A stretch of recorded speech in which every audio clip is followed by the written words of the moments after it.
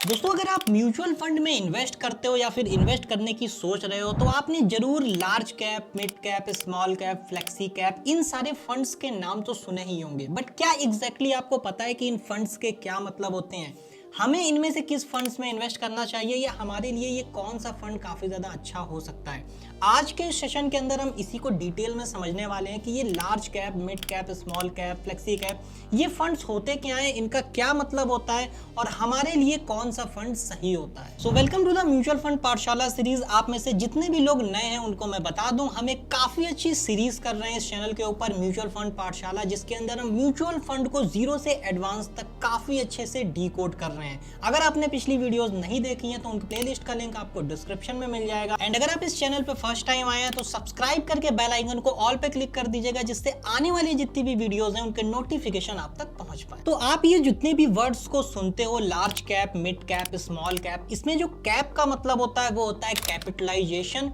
Capitalisation का मतलब होता है जब भी हम किसी भी कंपनी के शेयर प्राइस को उसके टोटल नंबर ऑफ शेयर से मल्टीप्लाई करते हैं तो जो वैल्यू निकल के आती है वो हमारी मार्केट कैपिटलाइजेशन होती है।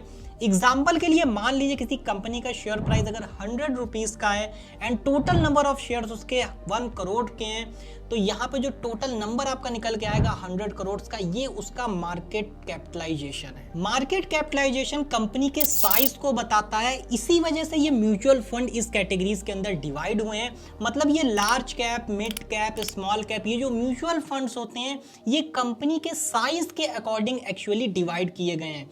सेबी ने इनको 3 कैटेगरी के अंदर डिवाइड किया हुआ है, large cap, mid cap and small cap.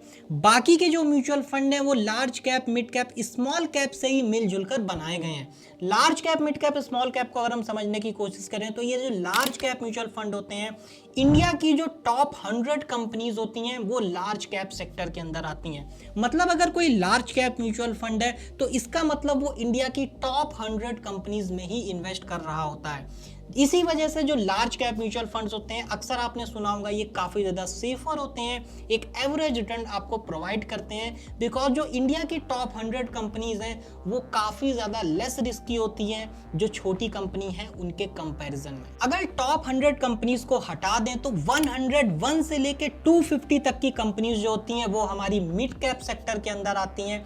ये लार्ज कैप से काफ़ी ज़्यादा कम होती हैं, इस वजह से ये मिड कैप में आती हैं। और मिड कैप के अंदर जो रिस्क होता है वो भी काफी ज्यादा मॉडरेट होता है लार्ज कैप के कंपैरिजन में। लार्ज कैप काफी ज्यादा लेस रिस्की होते हैं बट मिड कैप थोड़ा रिस्क यहाँ पे प्रोवाइड करते हैं। इसके साथ ही रिटर्न्स के अंदर भी यहाँ पे सेम चीज है, मिड कैप लार्ज कैप से थोड़ा ज्यादा यहाँ पे रिटर्न देते हैं बिकॉज यहाँ पे आप रिस्क भी ज्यादा ले रहे होते हो। एंड जब हम टॉप 250 कंपनीज को हटा देते हैं उसके बाद जो कंपनीज आती हैं वो हमारी स्मॉल कैप सेक्टर के अंदर आती हैं, जो कि काफ़ी ज़्यादा हाई रिस्क की कैटेगरी होती है। यहाँ पर रिटर्न्स भी आपको काफ़ी ज़्यादा देखने को मिलते हैं। इस वजह से बहुत सारे लोगों का मानना होता है कि हमें स्मॉल कैप के अंदर इन्वेस्ट नहीं करना चाहिए, या फिर जितने भी लोग रिस्क एवर्स होते हैं जो बहुत ज़्यादा एग्रेसिवली यहाँ पे इन्वेस्ट करते हैं यहाँ पे म्यूचुअल फंड्स के अंदर, जिनको काफ़ी ज़्यादा रिटर्न चाहिए होता है, वो यहाँ पे स्मॉल कैप सेक्टर के अंदर आते हैं। आपको बेसिकली इन तीनों में से किस में इन्वेस्ट करना चाहिए वो तो हम आगे बात करने वाले हैं, but basically large cap, mid cap and small cap का जो डिवाइडेशन होता है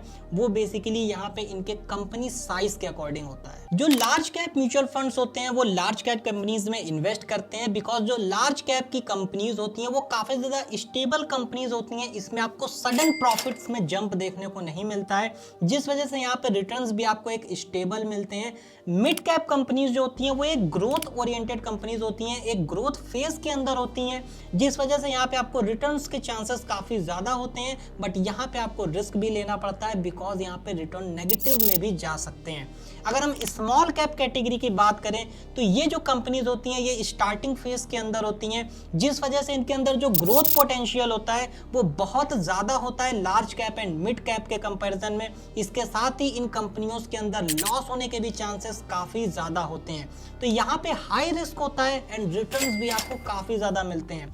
टाइम पीरियड की बात करें तो इक्विटी सेगमेंट के अंदर ये सारे म्यूचुअल फंड्स आते हैं।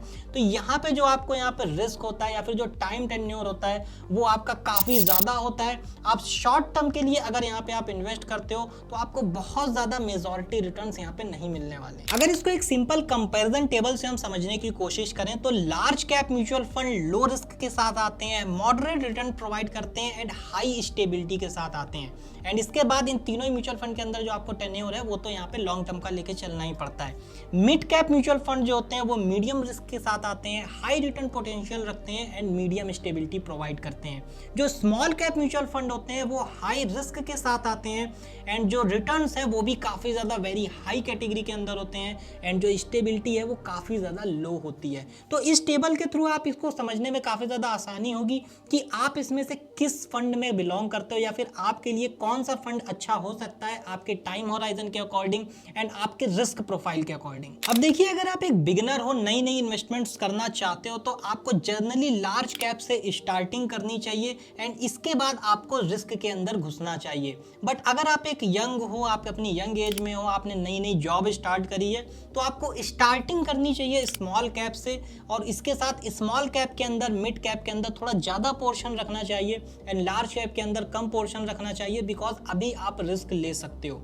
एंड जैसे जैसे आपकी एज बढ़ती है आपको अपना लार्ज कैप का सेगमेंट है वो काफ़ी ज़्यादा स्ट्रॉन्ग करना चाहिए एंड मिड कैप और स्मॉल कैप का जो यहाँ पे सेगमेंट है उसको काफ़ी ज़्यादा कंप्रेस करना चाहिए। बट फंड सेलेक्ट करते समय लोग सबसे बड़ी मिस्टेक ये करते हैं कि पास्ट ईयर रिटर्न्स को देख के यहाँ पे किसी भी फंड में इन्वेस्ट कर देते हैं। वो ये बिल्कुल नहीं देखते हैं कि उनका रिस्क कैटेगरी क्या है, उनका टाइम होराइजन क्या है। वो सिर्फ किसी भी फंड को खोलते हैं, गूगल सर्च करते हैं एंड इसके बाद उसके पास्ट रिटर्न्स को देखते हैं। उन्हें लगता है कि पास्ट रिटर्न कितने अच्छे हैं एंड उसके अकॉर्डिंग वो इन्वेस्ट कर देते हैं और ये उनकी सबसे बड़ी गलती होती है। ये कुछ ऐसा ही सिनेरियो है कि आप कार ड्राइव कर रहे हो बट आपका ध्यान बैक मिरर के ऊपर है। सो अभी तक आपको ये तो पता चल गया कि ये large cap, mid cap and small cap mutual funds क्या होते हैं और किस कैटेगरी के लोगों के लिए कौन सा म्यूचुअल फंड काफी ज्यादा अच्छा होता है। बट इन कैटेगरीज से मिलके भी कुछ फंड बनाए जाते हैं जैसे फ्लेक्सी कैप, मल्टी कैप, जो कि आज के टाइम पे काफी ज्यादा पॉपुलर हो रहे हैं। इनका क्या मतलब होता है और ये किस तरीके से किन लोगों को हेल्प करते हैं वेल्थ क्रिएट करने में, और आपके लिए क्या large cap, mid cap, small cap fund अच्छे हैं या फिर flexi cap, multi cap fund अच्छे हैं, इनके बारे में हम नेक्स्ट सेशन में बात करेंगे। एंड अगर आपको हमारा ये इनिशिएटिव पसंद आ रहा है, आप हमारी इस फाइनेंशियल लिटरेसी की जर्नी में आगे बढ़ना चाहते हैं तो चैनल को अभी से सब्सक्राइब करके बेल आइकन पे ऑल पे क्लिक कर दीजिए ताकि सारी वीडियोस के नोटिफिकेशन आप तक पहुंच पाए। एंड इस वीडियो को अपने सारे फैमिली एंड फ्रेंड्स में शेयर करिए ताकि सारे ही लोगों तक ये इन्फॉर्मेशन पहुंच पाए। वीडियो पसंद आए वीडियो को लाइक जरूर करिएगा। मैं मिलता हूं आपसे नेक्स्ट वीडियो में, तब तक के लिए जय हिंद एंड गुड बाय।